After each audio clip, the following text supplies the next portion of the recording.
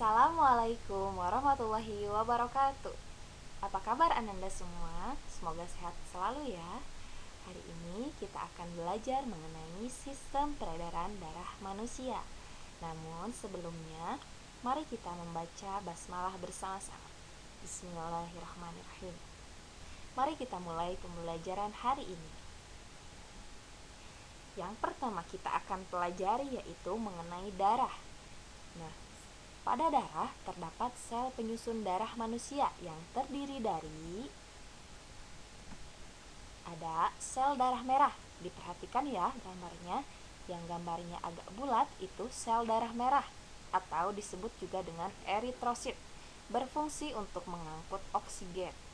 Selanjutnya ada sel darah putih. Sel darah putih atau leukosit berfungsi untuk menyerang kuman atau memproduksi antibodi. Jadi, sel darah putih ini berfungsi untuk menyerang kuman yang akan masuk ke tubuh kita atau memproduksi antibodi. Yang selanjutnya ada trombosit atau disebut juga dengan keping darah, berfungsi untuk membantu pembekuan darah. Sehingga ketika misalnya kita terluka, darahnya tidak terus-terusan mengalir, ya. Yang selanjutnya ada plasma darah. Plasma darah berfungsi untuk mengangkut sari-sari makanan.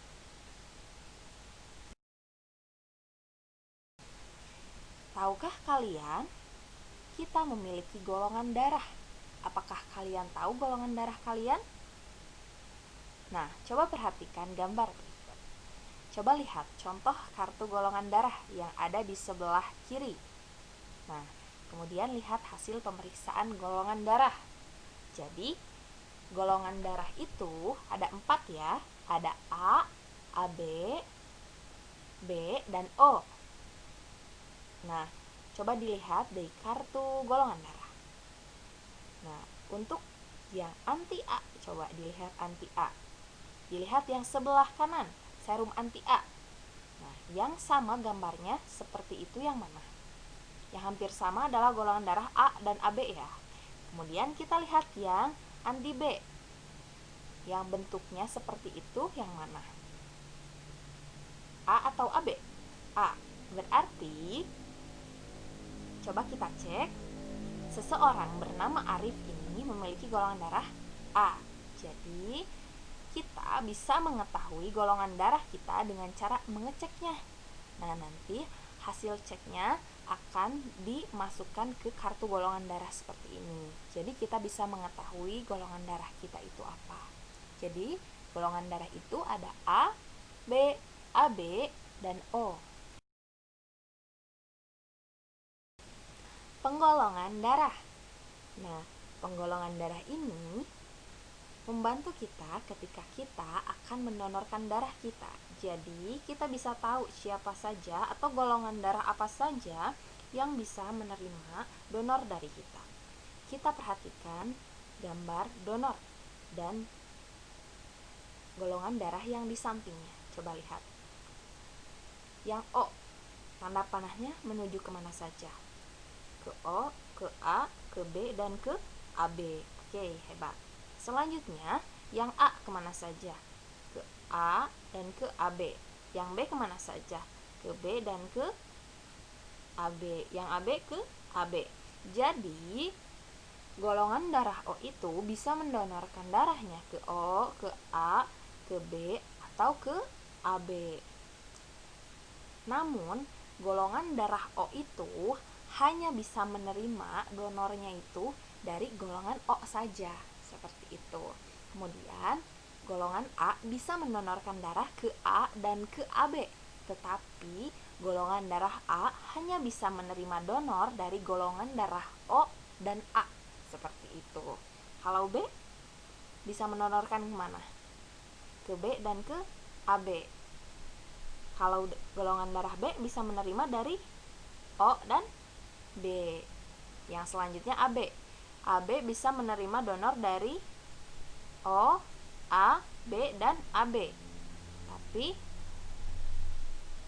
AB hanya bisa mendonorkan ke AB. Ya.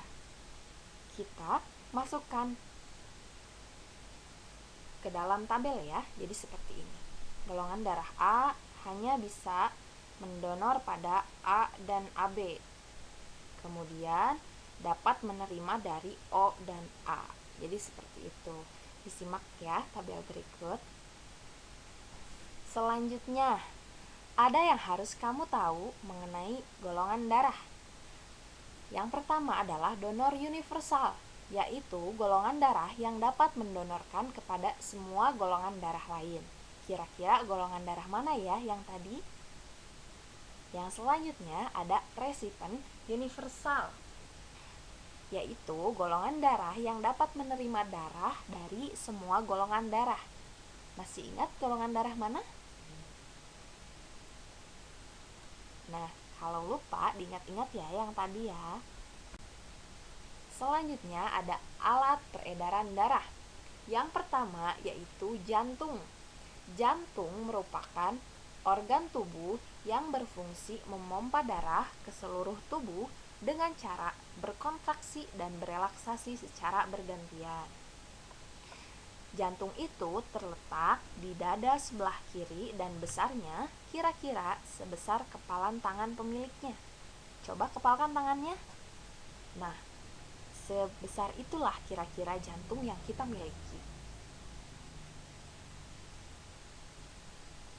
Nah, ini merupakan bagian-bagian jantung.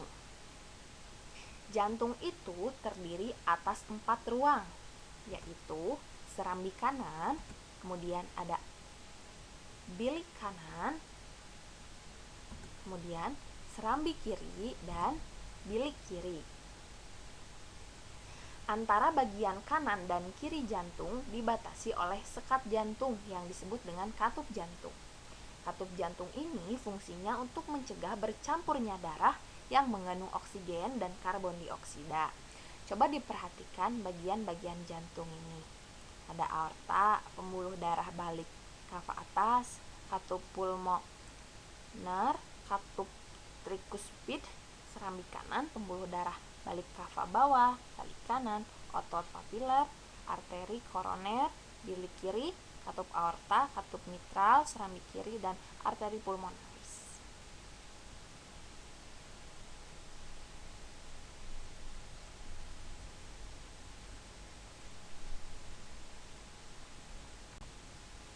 Selanjutnya ada pembuluh darah. Pembuluh darah merupakan saluran tempat mengalirnya darah. Jadi, darah yang ada di tubuh kita itu mengalir melalui saluran yang disebut dengan pembuluh darah. Pembuluh darah terdiri dari pembuluh nadi atau disebut juga dengan arteri dan juga pembuluh balik atau disebut juga dengan vena. Aorta adalah sebutan untuk arteri yang besar. Pada setiap pembuluh arteri dan pembuluh vena terdapat ujung cabang terkecil yang bernama dengan pembuluh kapiler.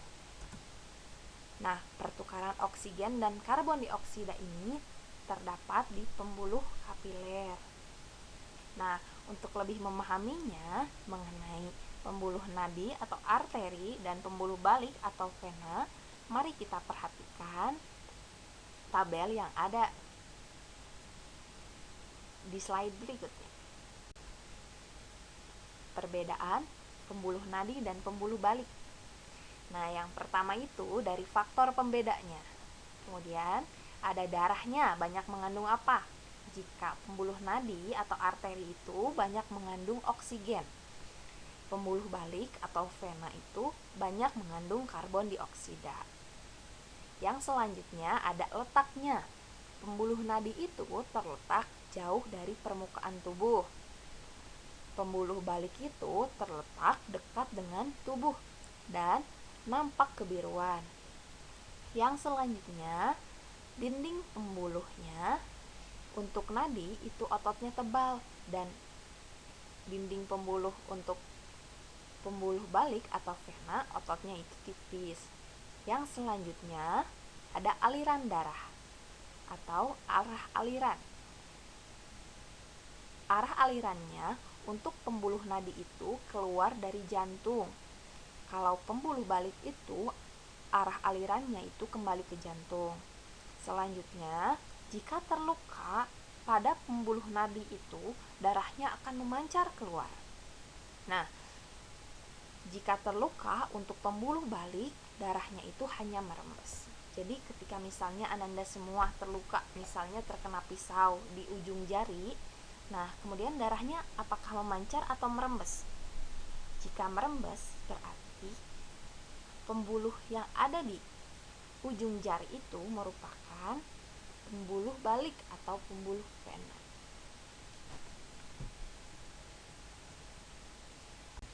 Yang selanjutnya mengenai sistem peredaran darah. Sistem peredaran darah ini ada dua ya Ananda semua, yaitu peredaran darah kecil yang dimulai dari, kita perhatikan dari bilik kanan, yang ada nomor 1 dari bilik kanan, kemudian naik ke atas ke nomor 2, yaitu ke arteri pulmonalis.